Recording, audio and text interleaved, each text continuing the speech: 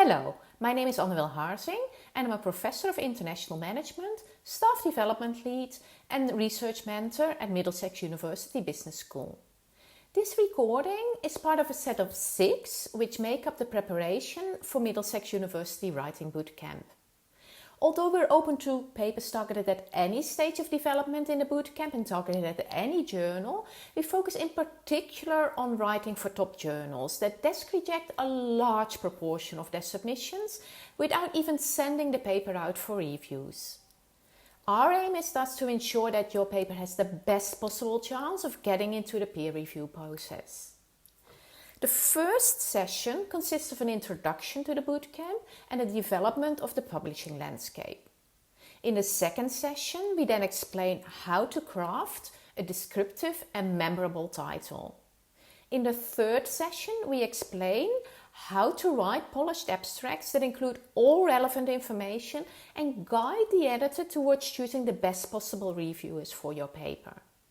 The fourth session deals with the introduction of the paper and explains its crucial role in positioning the paper in the scholarly landscape that you're trying to contribute to. Session 5 then deals with the concluding section of your paper and outlines how important it is to end on a high note. We also discuss the strategic role of referencing in this session. In the 6th and final session, we talk about the importance of writing a good letter to the editor, having your paper proofread, and about all the other little things you can do to give your paper the best possible chance of surviving the desk reject process. For those of you who are more visually oriented, here is an overview of the 6 sessions on one slide. Starting out, Day 1, Session 1. Bootcamp opening and participant introductions. As a general tip, many slides have a URL at the bottom part of the slide that you can look at for further information. This one is the blog post that I wrote up for last year's bootcamp. So, ready to go? This first session consists of an introduction to the structure of the bootcamp and the development of the publishing landscape. So, here is how we will run the session. All 6 sessions are run a little bit differently.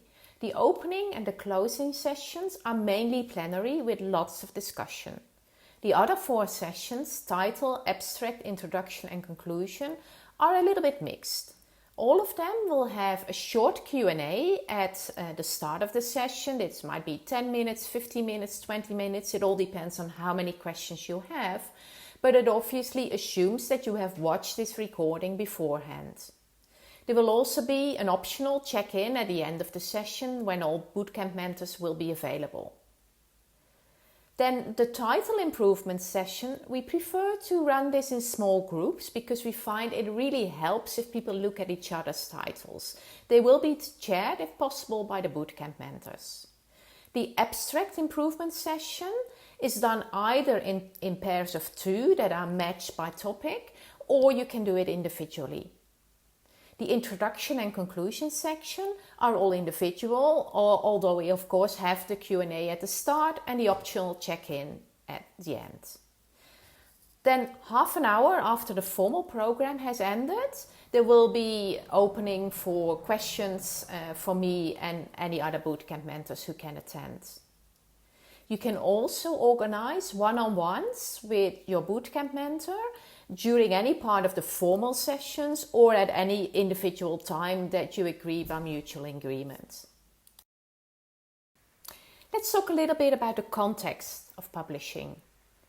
A few years ago, an article documented that the scientific output doubles every 9 years.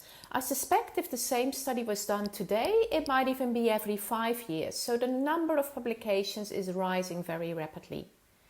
This means that editors and reviewers are extremely pressured. Remember, these academics are just like you, but they have many more competing demands in their editorial roles as well. This means that most journals tend to increase their rejection rates, but they increase their rejection rates not just after review, but also even before reviewing the papers. Because remember, reviewers are scarce, so editors will only send out a paper to reviewers if they think it meets the basic requirements. So these days, most journals in business and economics, even those that are not 4-star journals on the ABS ranking, accept less than 10% of their submissions. Their desk reject rates have also decreased dramatically and can be up to 70 or 80% for some journals, but are certainly in the order of 50 or to 60% for most journals. Now, to make this a little bit more explicit, if we look at editorial decisions, it is relatively easy for editors to separate out the bottom 60% of the submissions. You might not believe this if you haven't been an editor yourself, but some of the submissions are truly bad. So some editors might be able to reject half a dozen submissions in an hour or two. It's also relatively easy for editors to pick the top 1 to 5% of the submissions that are truly excellent. But the difficulty for them lies between the 5% and the 40%. In this category, there might only be a very small difference in quality between the manuscripts, but the editor still needs to make a binary decision. Do I send this paper out for review or do I desk reject it? So in this bootcamp, our aim is to ensure that the binary decision falls into the yes, I will send this out for review to a couple of carefully selected reviewers to give the paper a chance category rather than the desk reject category. Now, obviously, the first step in avoiding a desk reject is sending your paper to the right outlet.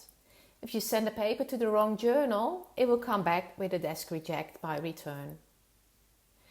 So how do you figure out what the right outlet for your paper is? We won't be able to discuss this in great detail in the bootcamp itself, as it is quite a specific and individual process. But there is a separate blog post on this that you will find linked on this slide, and I will briefly reflect on the general principles in the next couple of slides.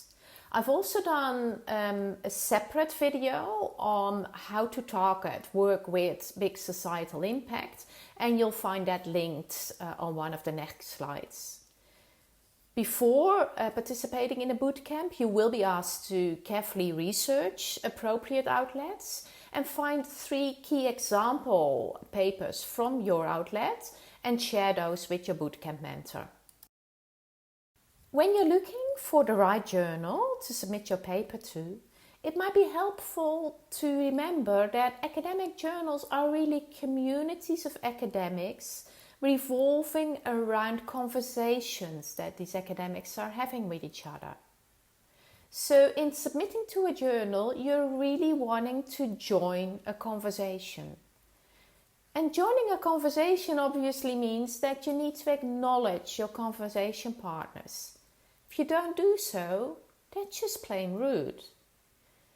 The problem is, though, that a lot of articles that are submitted to journals really go something like, "Hello there, you've never heard of me before, but please listen to this exciting, completely new and completely unrelated thing I have to tell you." I haven't, of course, bothered to read anything that you've said before, but I'm presuming that you're dying to hear about what I have to say anyway. Well, I don't think you should be surprised if the answer to that is no. So, how do you go about finding the right journal for your paper? Well, the first thing you can do is using the free Publish or Perish software to figure out which journals publish on your topic. Remember, I mentioned in the previous slide, you are joining a conversation. So if nobody else has published about the topic of your paper in a particular journal, it's probably not a great journal to submit your paper to. So use Publish or Perish to figure out which journals regularly publish on your topic. Then once you've narrowed it down to maybe 3, 4, 5 journals, research these journals more carefully. So you go to the website, the journal website, and you read their mission statement, you read their author guidelines, and you try and figure out whether it's a good match with your paper. What is also a good idea is to ask colleagues who have published in that journal for advice. Obviously, if they've published in a journal 20 years ago, their advice might no longer be so relevant. So look mainly at colleagues who've published in the journal, say in the last 5 years.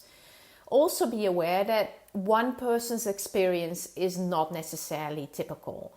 If someone had a really bad experience with a journal, it doesn't mean that it's a bad journal and they'll reject your paper as well. Likewise, if they had a great experience with that journal, it doesn't mean that your paper will get an equally good reception, but at least you have some insider knowledge. But do try and triangulate and talk to a number of colleagues. Oftentimes, if you talk to a senior colleague who has submitted papers maybe dozens of times, sometimes more than 100 times, they can tell you instantly, like, this paper is really not a paper for this journal. You're much better off submitting it to that journal. Sometimes if you ask them why, they can't even clearly articulate why. They just say, this feels like a paper for this journal. This doesn't really feel like it would be a good paper for that journal.